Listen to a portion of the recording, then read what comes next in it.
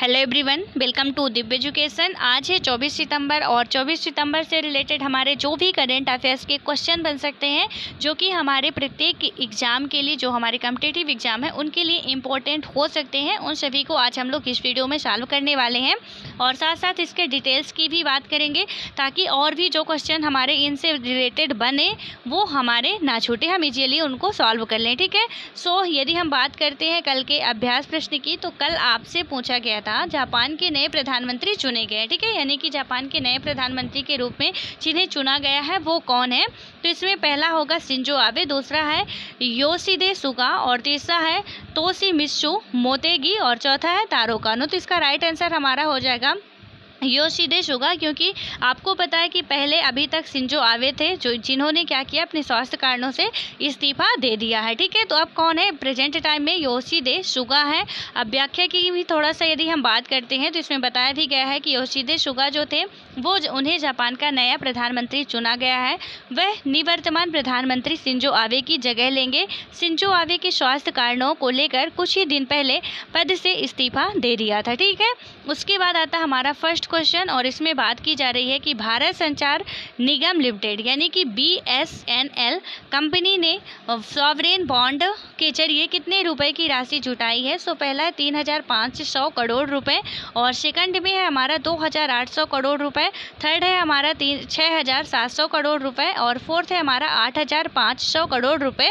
सो इसका right answer हमारा हो जाएगा 8,500 करोड़ रुपए। ठीक है, उसके बाद हम व्याख्या की बात करें, तो इसमें बताया भी गया है कि सरकारी दूरसंचार कंपनी यानी कि BSNL, ठीक है, ने क्या किया कि सॉवरेन गारंटी बॉन्ड से 8,500 करोड़ रुपए से अधिक की राशि जुटाई है। इससे पहले सरकार ने सार्वजनिक क्षेत्र की दूरसंचार कंपनी के पुनरुद्धार के लिए 8,500 करोड़ रुपए के सॉवरेन गारंटी को स्वीकृति दी थी, और BSNL के चेयरमैन एवं प्रबंध निदेशक PK पवार ने यानी कि पुरवार ने कहा कि कंपनी एक साल में 18,000 करोड़ रुपए की संपत्तियों की बिक्री की भी योजना बना रही है। ठीक है, तो यहाँ पे आपको एक बात ये याद रखनी है कि BSNL के जो चेयरमैन हैं या प्रबंधक निदेशक हैं वो कौन है, तो PK पुरवार जी हैं। ठीक है, उसके बाद आता है हमारा नेक्स्ट क्वेश्चन, और इसमें बात की जा रही है कि निम्न में से किस खिलाड़ी ने पहली बार इटालियन ओपन टेनिस टूर्नामेंट 2020 जीत लिया है। सो इसमें फर्स्ट है हमारा सिमोना हालेप, और सेकंड है हमारा कैरोलिना यानी कि बात करें तो कैरोलिना प्लिस्कोवा, और तीसरा है हमारा गरवाइन मुगुरुजा, और चौथा है हमारा सेरेना विलियम्स।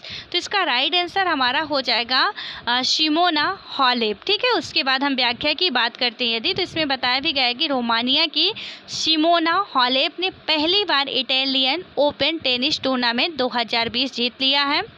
तो यहाँ पे आपको याद क्या रखना है कि ये जो खिलाड़ी हैं वो कहाँ की हैं, तो रोमानिया की हैं, और इन्होंने पहली बार, ठीक है, इनका नाम भी याद रखना है कि सिमोना हालेप इनका नाम है, और ये रोमानिया की है, तथा पहली बार इन्होंने इटालियन ओपन टेनिस टूर्नामेंट 2020 का जो खिताब है वो अपने नाम कर लिया है।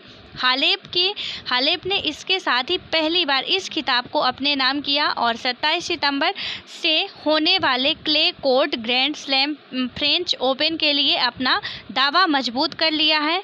सिमोना हालेप और चेक गणराज्य की कैरोलिना प्लिस्कोवा के बीच यह 12वीं बार मुकाबला था, जिसमें हालेप ने 8वीं बार जीत हासिल की। हालेप इससे पहले 2017 और 2018 में फाइनल में इलिना स्वितोलिना से हार गई थी। ठीक है, उसके बाद आता हमारा अगला क्वेश्चन, इसमें पूछा जा रहा है कि दुनिया की सबसे ऊंची पर्वत यानी कि माउंट एवरेस्ट के शिखर पर ऑक्सीजन सिलेंडर के बिना 10 बार चढ़ने वाले नेपाल के किस प्रसिद्ध पर्वतारोही का हाल ही में निधन हो गया है।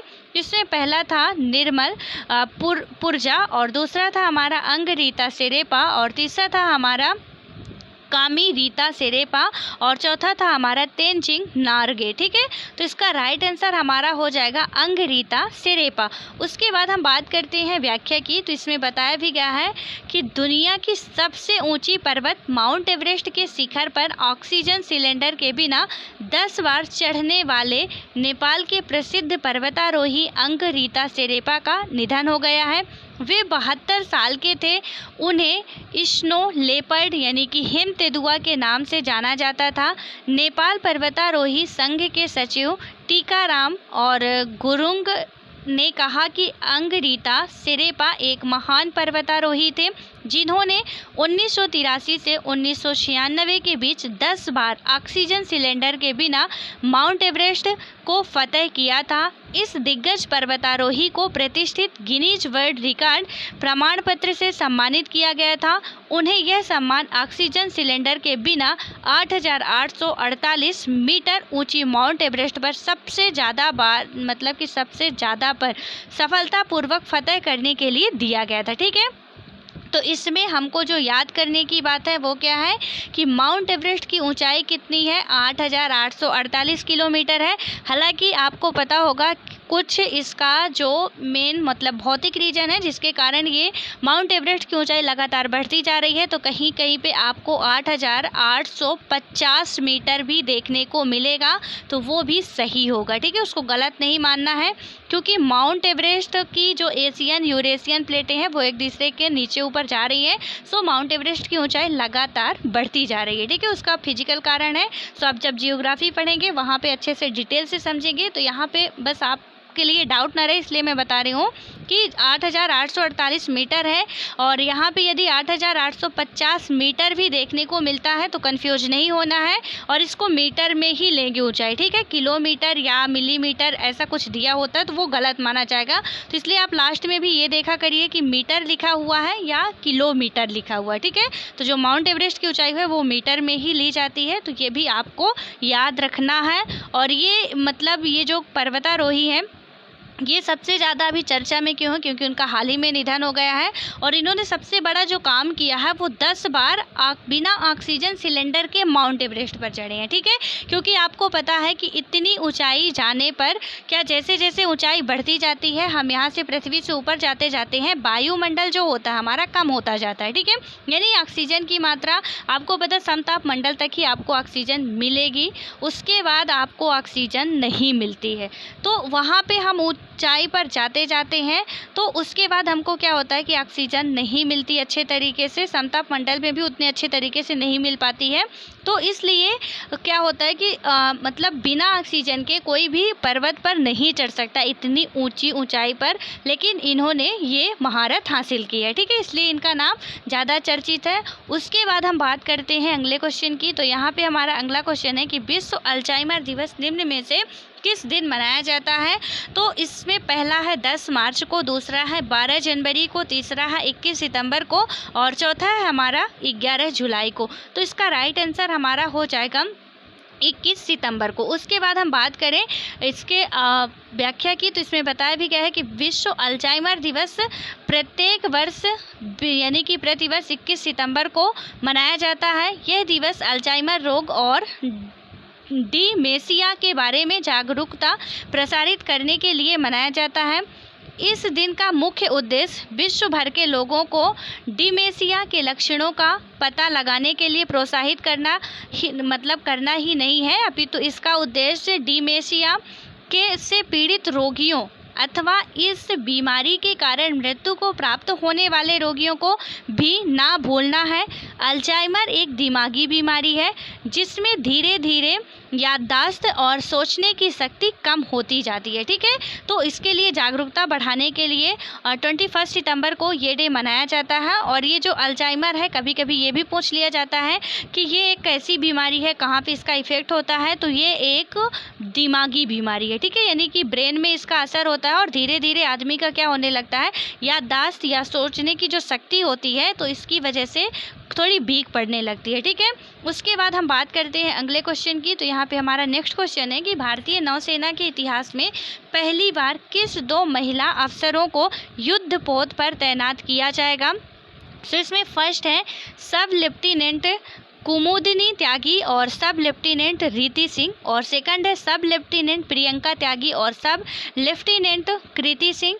देन हमारा थर्ड है सब लेफ्टिनेंट कोमल सचदेवा और सब लेफ्टिनेंट रूपा त्यागी, और चौथा हमारा यहाँ पे सब लेफ्टिनेंट मोहिनी सिंह और सब लेफ्टिनेंट अमृता त्यागी। तो इसका राइट आंसर हमारा हो जाएगा सब लेफ्टिनेंट कुमुदिनी त्यागी और सब लेफ्टिनेंट रीति सिंह।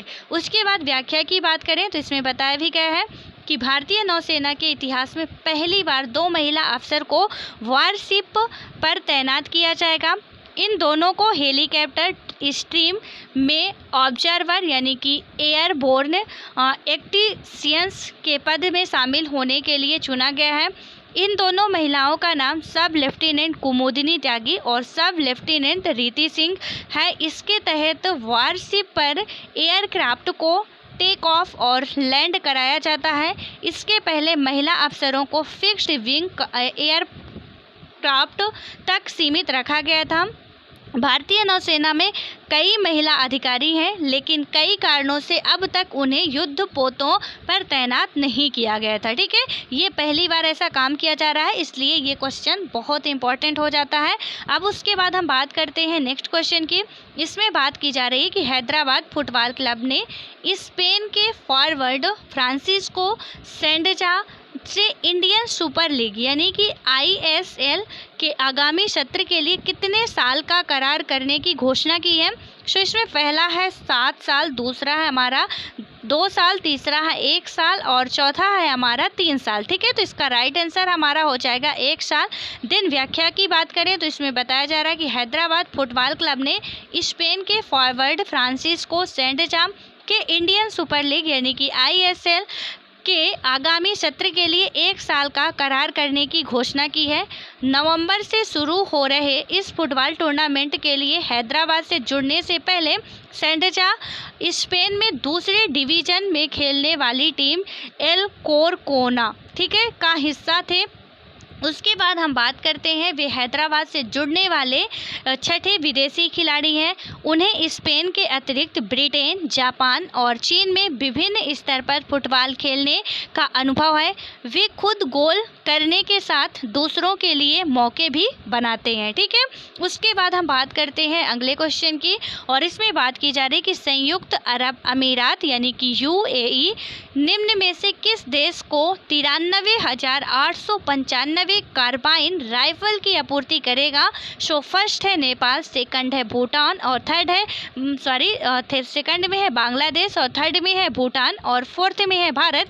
तो इसका राइट आंसर हमारा हो जाएगा भारत। ठीक है, उसके बाद हम व्याख्या की बात करें तो इसमें बताया गया है कि संयुक्त अरब अमीरात की कंपनी कराइकल भारतीय सेना को 93,895 कार्बाइन की आपूर्ति करेगी। मेक इन इंडिया मुहिम के तहत यह समझौता 2018 से लंबित था। कंपनी ने भारत में जमीन, स्थान और स्थानीय सहयोगियों की भी पहचान कर ली है और भारत में राइफल बनाने के लिए अपनी प्रतिबद्धता दोहराई है। कंपनी के बयान के मुताबिक कराइकल राइफल पूरी तरह से भारत में बनने के लिए तैयार है। कंपनी की कार 816 राइफल में फिट होने वाले 20% से अधिक कंपोनेंट पहले से ही भारत में बनते हैं। कंपनी ने भारत में कार्बाइन बनाने के लिए तकनीकी के हस्तांतरण के भी संकेत दिए हैं। ठीक है, उसके बाद हम बात करते हैं अगले क्वेश्चन की। यहाँ पे हमारा नेक्स्ट क्वेश्चन है कि निम्न में से किस महापुरुष की जयंती के अवसर पर भारतीय प्रधानमंत्री वैभव शिखर सम्मेलन का उद्घाटन करेंगे। तो इसमें पहला है हमारा महात्मा गांधी, दूसरा है जवाहरलाल नेहरू, तीसरा है सरदार वल्लभ भाई पटेल और चौथा है मदन मोहन मालवीय। तो इसका राइट आंसर हमारा हो जाएगा महात्मा गांधी। उसके बाद हम बात करते हैं व्याख्या की। इसमें बताया गया कि 2 अक्टूबर 2020 को महात्मा गांधी की जयंती के अवसर पर भारतीय प्रधानमंत्री वैभव शिखर सम्मेलन का उद्घाटन करेंगे। ये प्रवासी भारतीय एवं देश के वैज्ञानिकों व शिक्षाविदों का एक वैश्विक शिखर सम्मेलन है। यह शिखर सम्मेलन विभिन्न विज्ञान एवं प्रौद्योगिकी तथा शैक्षणिक संस्थानों का एक संयुक्त प्रयास है, जिसमें विज्ञान एवं प्रौद्योगिकी विभाग, रक्षा अनुसंधान एवं विकास संगठन यानी कि DRDO शामिल है। उसके बाद हम बात करते हैं अगले क्वेश्चन की, और इसमें बात की जा रही है कि हाल ही में भारत और किस देश के बीच 1960 में लागू की गई सिंधु जल संधि यानी कि इंडस वाटर्स ट्रीटी के 60 वर्ष पूरे हो गए हैं। तो इसमें पहला है नेपाल, दूसरा है चीन, तीसरा है पाकिस्तान और चौथा है बांग्लादेश, जिसका राइट आंसर हमारा हो जाएगा पाकिस्तान। ठीक है, उसके बाद व्याख्या की बात करें तो इसमें बताया गया कि हाल ही में भारत और पाकिस्तान के बीच वर्ष 1960 में लागू की गई सिंधु जल संधि यानी कि इंडस वाटर रिवर के 60 वर्ष पूरे हो गए हैं। सिंधु नदी तंत्र में मुख्यतया 6 नदियां सिंधु है, झेलम, चिनाब, रावी, ब्यास और सतलज शामिल हैं। इन नदियों के बहाव वाले क्षेत्र या कि बेसिन को मुख्य रूप से भारत और पाकिस्तान द्वारा साझा किया जाता है। हालांकि इसका एक छोटा हिस्सा चीन और अफगानिस्तान में भी मिलता है। 19 सितंबर 1960 को भारत और विश्व बैंक की मध्यस्थता के माध्यम से भारत और पाकिस्तान के बीच कराची, पाकिस्तान में सिंधु जल संधि पर हस्ताक्षर किए गए थे। ठीक है, तो ये कब किए गए थे? 19 सितंबर 1960 को किए गए थे, जिसके अब लगभग 60 वर्ष पूरे हो चुके हैं। और ये भारत और पाकिस्तान के बीच की संधि है और ये किसकी संधि है? सिंधु जल संधि के नाम से ये जानी जाती है। ठीक है, इसमें मेन रूप से बात क्या की गई थी कि 80% जो वाटर है इसका तो पाकिस्तान यूज करेगा, 20% वाटर जो है वो इंडिया को दिया जाएगा। ठीक है, तो इसमें 6 नदियां हैं जिनसे कि मेन रूप से जो कुछ 3 नदियों का पानी भारत के लिए है और 3 नदियों का पानी पाकिस्तान के लिए है। खैर, जब जियोग्राफी पढ़ेंगे तो वहाँ पे आप और बेहतर तरीके से समझ पाएंगे। उसके बाद आता है हमारा लास्ट क्वेश्चन और इसमें बात की जा रही है कि हाल ही में किस देश में राष्ट्रीय हिस्पैनिक विरासत माह की शुरुआत की गई है? तो इसमें पहला है हमारा नेपाल, दूसरा है चीन, तीसरा जापान और चौथा अमेरिका। तो इसका राइट आंसर हो जाएगा अमेरिका। और इसमें हम बात करें व्याख्या में तो बताया गया कि हाल ही में संयुक्त राज्य अमेरिका के राष्ट्रीय हिस्पैनिक विरासत समूह की शुरुआत हुई। यह वार्षिक कार्यक्रम प्रत्येक वर्ष 15 सितंबर से 15 अक्टूबर तक मनाया जाता है। संयुक्त राज्य अमेरिका के राष्ट्रीय हिस्पैनिक विरासत माह में उन अमेरिकी नागरिकों के इतिहास, संस्कृति या योगदान का सम्मान किया जाता है जिनके पूर्वज स्पेन, मैक्सिको, कैरेबियन और मध्य एवं दक्षिण अमेरिका से आए थे। इस कार्यक्रम की शुरुआत वर्ष 1968 में अमेरिकी राष्ट्रपति लिंडन जॉनसन द्वारा हिस्पैनिक विरासत सप्ताह के रूप में दी गई थी। ठीक है, यानी कि की गई थी। तो आई होप कि ये सारे क्वेश्चन आपको अच्छे तरीके से समझ में आ गए होंगे। अब हम बात करते हैं आज के अभ्यास प्रश्न की। इसमें आपसे पूछा जा रहा है कि विश्व बैंक के कार्यकारी निदेशक के रूप में हाल ही में किसे नियुक्त किया गया है? राइट, तो इसमें पहला था हमारा राजीव अरोड़ा, सेकंड था राजेश खुल्लर और थर्ड में था अनुराग रस्तोगी और फोर्थ में है वी उमा शंकर। तो इसका आंसर आप लोगों को बताना है और आप लोगों में से जिनसे भी आता हो तो बिल्कुल आप लोग इसका राइट आंसर देने की ज़रूर कोशिश करिएगा। ठीक है, सो अब मिलते हैं नेक्स्ट वीडियो में, तब तक के लिए bye bye, all the best.